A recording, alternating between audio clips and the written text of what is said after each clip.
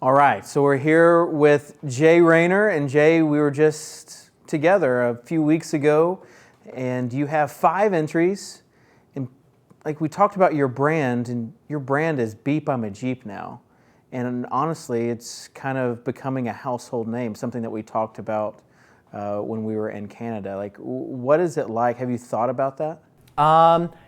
Yeah, I can see BeepImaJeep being something that families talk about around the kitchen table. That's the ultimate dream of mine, is that people will sit down and have a discussion. This isn't actually a dream of mine. No, next question. No, I don't know. Well, you've got 5 entries, and as far as like a household name, so we've interviewed some other contestants, and we've asked them, is there one person that you kind of think has the leg up, who you would call the favorite? And they've all said BeepImaJeep. What's your reaction to that? Definitely flattered. Like, if you were to ask me, a few years ago if I expected that people would go, Jay, is one of the best fantasy sports players in the world. A few years ago, well, maybe 4 years ago, I didn't even know, anything about baseball. Like, it wasn't a thing. So to have come from that to where people are saying Jay is one of the front runners is definitely humbling, and even to me, it feels like a bit of a dream, but it's been a lot of hard work, so proud of that, but very, very humbling.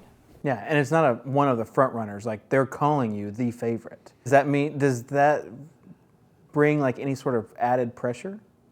Oh, it definitely adds pressure, but I think to me though, I'm just gonna treat it as if, I'm going in there with the game plan. I'm studying all my opponents, making sure that trying to get my finger on the pulse of what they'll be doing, so that way when I show up on game day, I'll be fully confident in what I'm doing.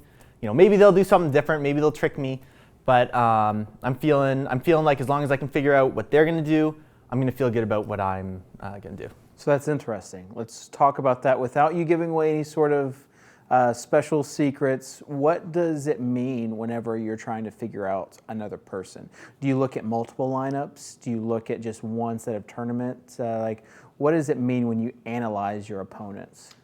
Really, what it means is it just means getting a grasp on, I don't want to give away too much information, but really it just means sort of understanding their play style. So for instance, they say with golf, if you were to see a golf shot, some people are so good that they can even tell who hit that ball when a golf shot happens without seeing the person who hit it.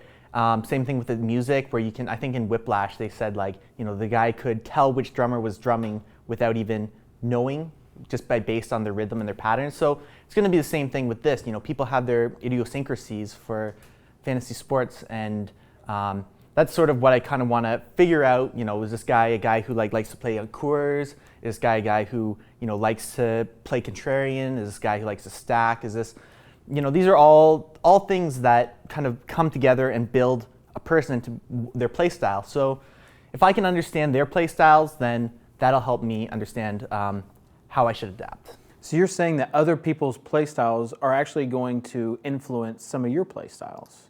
Definitely, yeah. It's like poker or anything else. If you're not focusing on your opponents, then it's hard to figure out what you should be doing, because you can't come in always being the same, because people are probably expecting me to play 6 players from one team, have a few weird pitchers, and have a few counterintuitive stacks. That's what I think people are expecting me to do. That might happen, I don't know, but I am expecting to have to adapt my play style based on how I think everyone else is playing. So I've asked everybody else as far as what they would be happy with. I'm going to ask you the opposite. What would be disappointing for you with 5 entries? Disappointing? Besides last place? So I've played in a tournament before.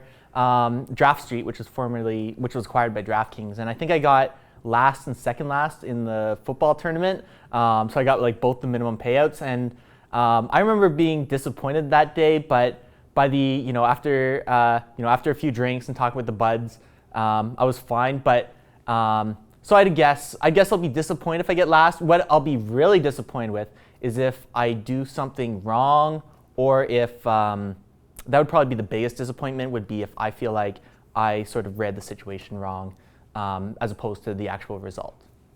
Let's say you don't get any inside the top 5, any inside the top 10. Is that sort of like something you're looking at, is I need one sort of lineup at least to be in the top 5, top 3, that sort of thing?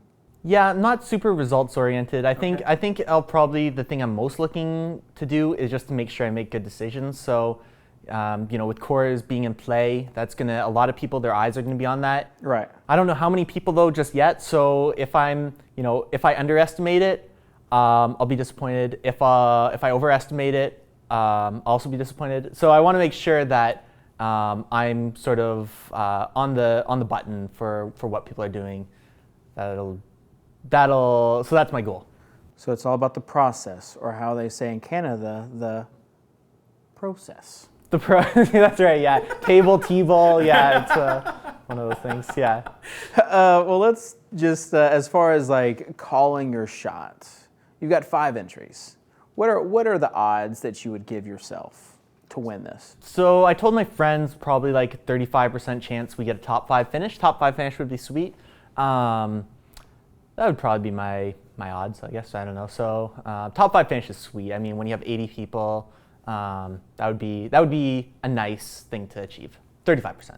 Well, Jay, you're again one of the favorite interviews, and it's hard not to root for you just because we want to see what happens next. So, best of luck this weekend, and do work. Thank you for having me. Thanks. All right, thanks, Dave.